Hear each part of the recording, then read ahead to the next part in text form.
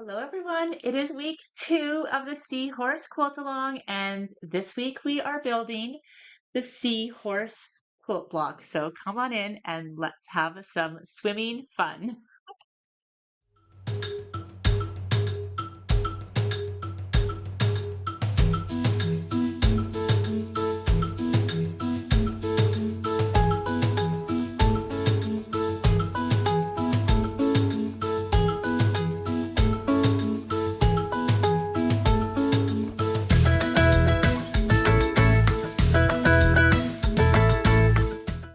Hello, everyone, and welcome. My name is Jennifer Long from Sew a Story. I'm an early years educator turned Riley Blake fabric designer. And this is week 2 of the Seahorse quilt along. And this week we are sewing this adorable Seahorse quilt block. Now, we've talked a lot about all the possibilities and how easy this is. It's all stitch and flip, which we're going to go through the stitch and flip technique together today. But before we do that, I just want to inspire you to have some creative energy here and also just maybe think about other ways to do this. So if you're going along on this quilt pattern and you are just absolutely in love with this adorable seahorse, I'd love to see someone make it into just a baby quilt. So you can easily just make this seahorse block, put a couple extra borders on it, and get it quilted up. It would make the most lovely little quilt block, baby quilt. So you're going to grab your seahorse quilt. If you have already cut everything out, then that's great. If you haven't, then now is your time. I'm using Created with Love fabric in this wonderful kind of boho earthy rainbow color palette here. And all of the quilt blocks that you see here, those are like illustrations that I have in this fabric collection too, but you can of course use any fabric.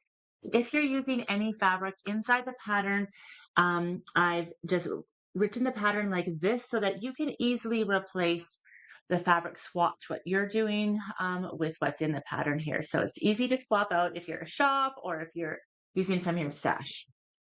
The cutting you can find on page 4 and 5. There's the seahorse quilt block, and just follow along and cut. If you haven't already, I would highly suggest downloading the letter labels. They come in both single, double, and triple. And they are just in the Created with Love fabric collection. There's a single, the double little letters, and then the triple letters. And then you can have all your pieces labeled. Sorry, all your pieces labeled, and it's just easy and fun to see. All right, so I'll put those down over there, and you have everything cut and ready to go. All right, so the next up is the stitch and flip technique. I'm going to drop the camera down and we're going to go over it, but I just wanted to show you here how easy this is going to be to follow. So all you have to do is just make each of these. It's going to say using the stitch and flip method to make one of each of the units shown, referencing the diagram for proper placement and orientation. So you can see the directionality, you can see how the fabric is stitched and what letter labels. There's a letter label on every one. So it's just easy. It's just stitch and flip over and over again. And there's just no sewing. This is just all stitch and flip.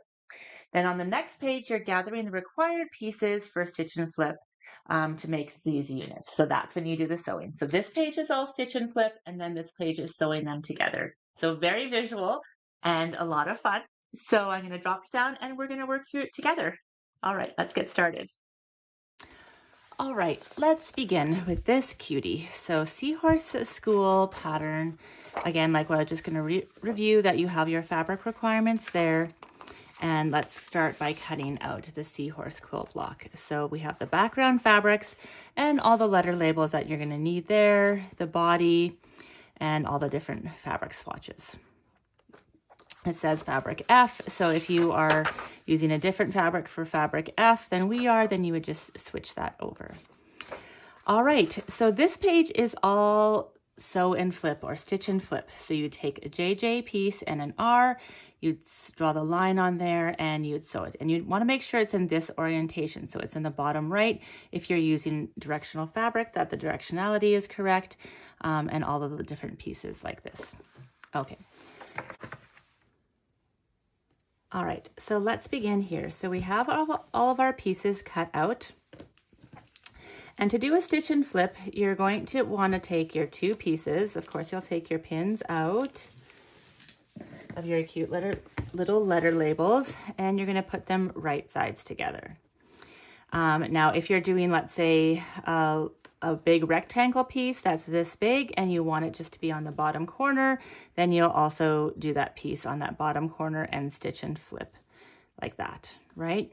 If you want this part to be directional, so these are words, you can, here's a little tip and trick. So if you're going to flip, if this is flipping on the bottom, you want the top to go to the outside, and then this will be here. If you were to have it at the top here, you would want the top to still face to the right, and you're going to flip. Now, if you're doing this top corner, you actually want the top to face away from the corner that you're flipping towards. So you're going to go like that, and that's going to be correct. And then same thing with this bottom, the top would face away from the corner that you're flipping towards. And there you go. Perfect. Okay, so we have those here. I already have, this is my step one I made for myself. And what I did was I drew a line. So I drew a line from this corner all the way to this corner. Now, if you're going to be doing one HST, you're going to actually sew directly on that line and trim away right here. Where did my ruler go? My small little ruler. Trim away right here. So you're sewing right on that line. Trim away the excess. You have your 1/4 inch seam allowance, and then you're going to either press, you're going to take your roller and or your iron and press towards one side, or you can press your seams open. However, I wanted to show you here 2 at a time. So I'm going to move this out of the way and do 2 at a time. So again, I've drawn my line here, and I'm going to come really close so that you can see I've stitched on this side and on this side a 1/4 inch seam allowance on both sides. So now if I put my ruler right on that line, I am going to cut along that line, and I actually have 2 HSTs. If I'd like to press them open, which I like to, I know that the jury is out on pressing open or not. I like to press my seams open just because when you're doing a lot, especially for picture blocks, then it just really holds them nice and flat when you're attaching them everywhere. However, if you're going to do that, you want to make sure that your stitch length is a little bit smaller. So you do want to make sure that you have a stitch length of, I usually make it like 2 millimeters so that it's just nice and tight. Okay. And I'll do that here. All right, so I had 2 HSTs, then I have them both now that, so they're both pressed open here, and now you're going to trim them. So let's say you're going to have it trimmed. There are all kinds of different sizes, but you want it to be like 2.5 inches. So I'm just going to line up the 2.5 corner and the tip of the corner here, and good. Trim away the excess. And do the same here. You might think, why do I have to trim? But if you're doing a lot of pieces, then really this is going to be, you're going to be grateful for this. This accuracy is going to be so helpful. Good. All right. So you've cut and trim. That's what I had done over here. So I had one already here. Now I'm going to do how to sew them together. So here, this is the Seahorse spine. So you can see it's just like this and like this. When you flip them over, there's nothing to match on here. So you're just going to keep your 1/4 inch seam allowance. And you can see that that peak is coming in all the way at a 1/4 inch. So when I sew this into the seam on his back, that it's going to hit those points every time. If you need to sew 2 points together, I want to share my technique with you. And I feel like it's just gold. So I'm going to come in really close here, and I'd like to share this with you. So let's say we wanted to have it like this, and you want a nice pointy point here. So both are coming together. I'm going to put these down together like this, and I'm going to take 2 pins. So my grandmother actually taught me this technique, and I use it all the time now. So I put it in at a 1/4 inch. It's lined up on my mat, a 1/4 inch there, and then I put it in again at a 1/4 inch here.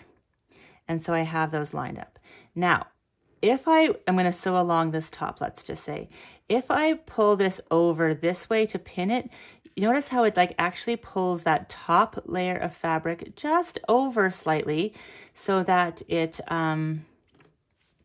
shifts it by that 1 stitch. So if you're wondering why you're always out by 1 stitch, that could be why.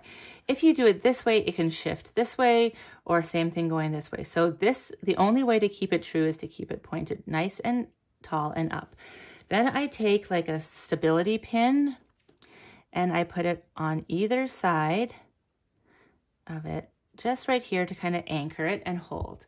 And so now when I come through my machine, I'm coming through on my machine and I'm sewing here, I'm actually aiming for the base of this needle that's standing up nice and tall.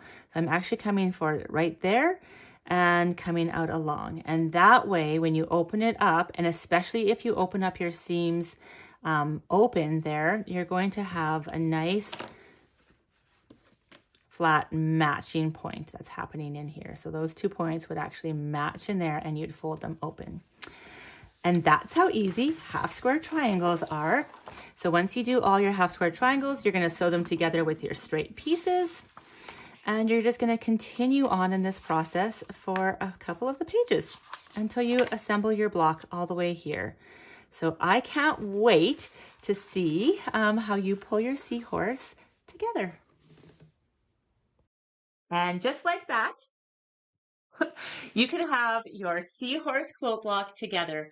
I know it's going to come together fast. Once you get all the cutting, I think the cutting is the longest part of the seahorse because the stitch and flip and the trimming and the sewing is just coming together in a breeze. I cannot wait to see your seahorse blocks. So if you just have the cutting done, share it in the Facebook. If you're still catching up, you can go back and watch the first video, and you can share it in our Facebook group too, that you're doing your fabric pulls. Come on in and watch the past YouTube videos. If you are part of our pattern club, we'd love to have you be sharing how it's going inside the pattern club, and also would love to know if you've downloaded the freebie that's in the pattern club. So the little hide and seek trail game that we have going on in there with this as well. And next week on our quilt along, we are doing the bubbles and the fish blocks. So just a little easier, but same technique. Well, I shouldn't say easier, just a little smaller. It's the same techniques. So we'll just be continuing on with that with the little fishes and the bubbles. So I can't wait to see you there.